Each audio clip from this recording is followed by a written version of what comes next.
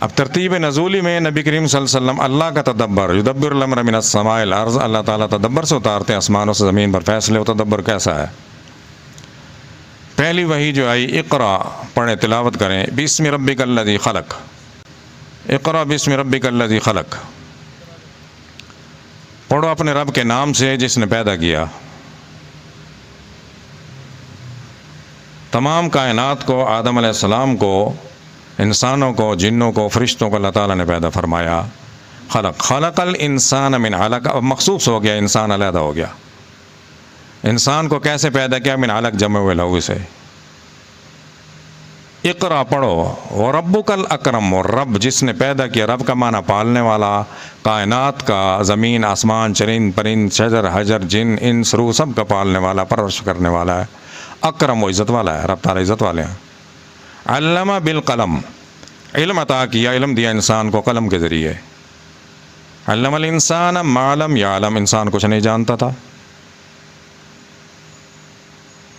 اب دوسری وحی میں اللہ تعالیٰ نے ابتدائی قلم سے فرمائی، نون والقلم وما یسطرون، قسم ہے اس قلم کی جس سے یہ سطریں لکھی جا رہی ہیں، قرآن کریم لکھا جا رہا ہے. دو آراء ہیں، قرآن کریم بھی قلم سے لکھا گیا، اور تقدیر سب سے پہلے قلم کو اللہ تعالیٰ نے پیدا فرمایا اور تقدیر لکھ دی. اس نے اس کو کہا لکھو، اس نے ساری کائنات لکھ دی.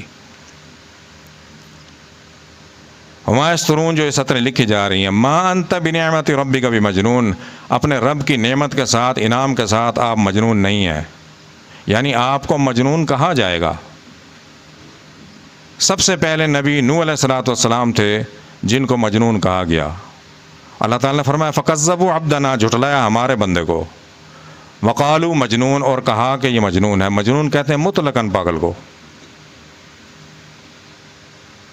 تو اس وقت سے شروع ہوا، نبی کریم صلی اللہ علیہ وسلم تک اللہ تعالیٰ نے تسلی دی کہ آپ کو یہ کہا جائے گا. اس وقت تک کہا نہیں گیا گا. تو دوسری وحی ہے وَإِنَّ لَكَ لَأَجْرًا غَيْرَ مَمْنُونَ، آپ کے لیے اجر جو ہے اس کی کوئی حد ہی نہیں ہے. ملین، ٹریلین، اربوں کی تعداد کریں، کھربوں کی، کسی اعتبار سے کوئی حد، اتنا اجر ہے ہم نے آپ کے لیے رکھا ہے. وَإِنَّكَ لَعَلَىٰ خُلُقٍ عَظِيمٍ، ہم نے آپ کو اخلاق عظیمہ پر پیدا فرمایا ہے.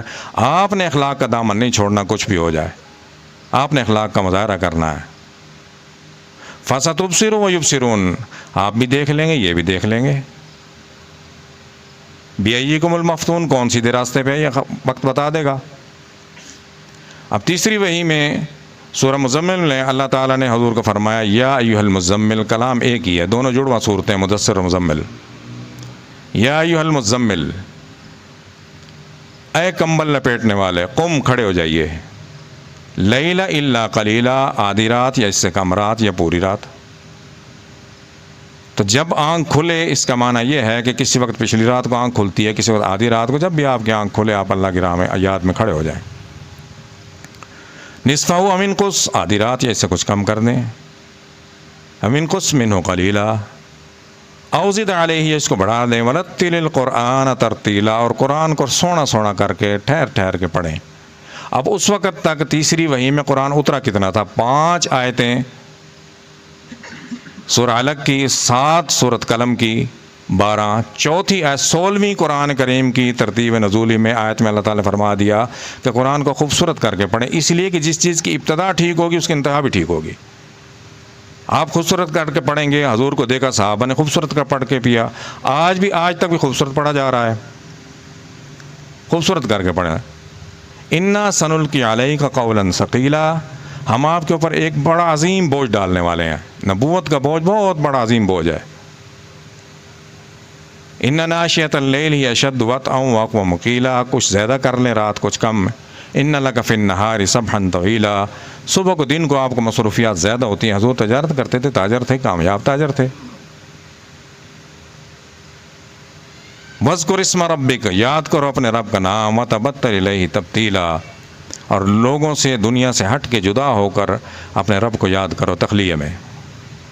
رب المشرق والمغرب، کس کو یاد کرنا ہے؟ جو رب ہے مشرقوں کے بھی اور مغربوں کے بھی.